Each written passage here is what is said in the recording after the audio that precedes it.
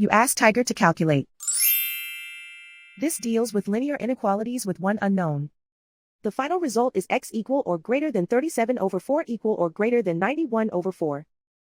Let's solve it step by step. Group all constants on the right side of the inequality. Add 5 to both sides.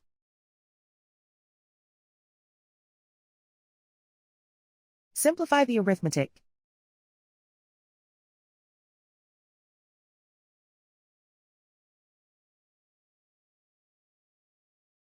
Isolate the x. Divide both sides by 4.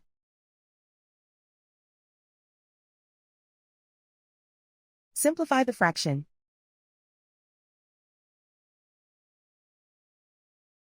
Plot the solution on a coordinate grid.